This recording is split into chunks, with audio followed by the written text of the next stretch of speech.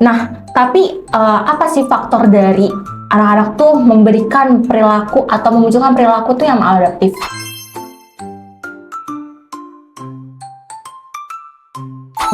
Faktor-faktor apa saja yang mempengaruhi? Biasanya banyak banget. Salah satunya adalah faktor-faktor ketika anak ini punya aspek-aspek perkembangan yang belum berkembang secara optimal.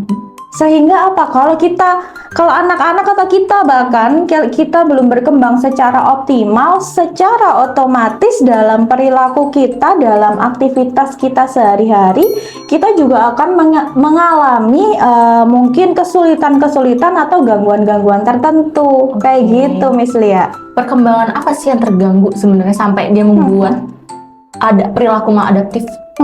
Perkembangan apa? Perkembangan apa itu banyak ya. Oke.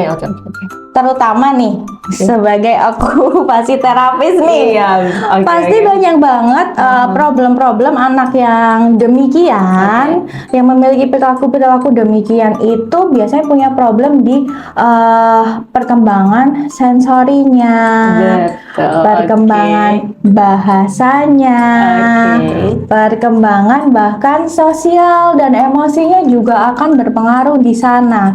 Makanya perkembangan anak semua aspeknya ini punya andilnya masing-masing, keterkaitan dan pasti punya andil dalam bagaimana anak ini berperilaku atau mengeluarkan sikap mereka. Gitu. Jadi balik lagi nih ya, mungkin permasalahannya itu ada di sensori dasar ya, Miss ya? Bener. Biasanya kalau anak-anak ini punya problem-problem perilaku yang mungkin bagi orang tuanya ini kayaknya perlu ini deh, Miss, terapi perilaku. Nah, kita nggak bisa loncat dulu langsung ke sana. Kita perlu lihat dulu sensori dasarnya sudah matang atau belum. Nah betul, Miss, karena tuh banyak ya, maksudnya dari parents yang anaknya aku handle gitu, Miss kayaknya dia masalah perilaku deh, Miss, gitu. Apa aku bawa ke psikolog aja ya, terapi perilaku gitu. Terus aku kayak kayaknya kita lihat dulu ya dari sensori dasarnya gitu. Dari sensori dasarnya dulu, kita nggak bisa langsung lompat ke langsung terapi perilaku gitu. Itu banyak banget, Miss, yang kayak gitu. Itu tuh salah. Bisa misalnya apakah kita katakan salah atau ya wajar aja kalau misalnya orang berpikir kayak gitu orang tua?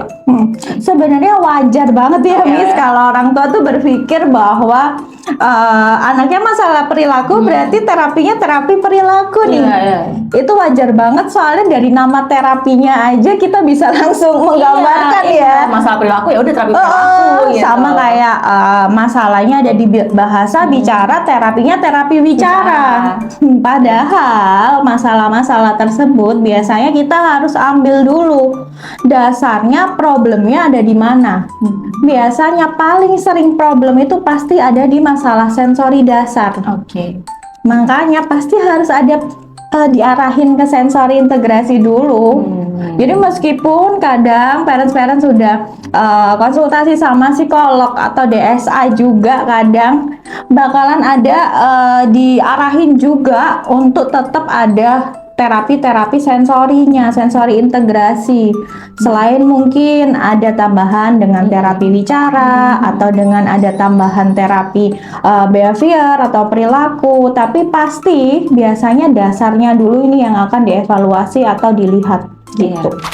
Jadi gitu ya parents, kalau misalnya ada anak masalah dengan perilaku, itu nggak harus langsung ke terapi perilaku, tapi bisa tanya dulu nih ke profesional, karena mungkin ada permasalahan di sensori dasarnya, kayak gitu. Nah, Miss, apa sih yang terjadi kalau misalkan nih ya, anak tuh masih sering melakukan perilaku maladaptif yang mungkin tadi aku sebutkan di awal ya, kayak lempar, yang mukul, yang nabok gitu, segala macam. Apa yang terjadi di anaknya dan mungkin lingkungannya gitu efeknya?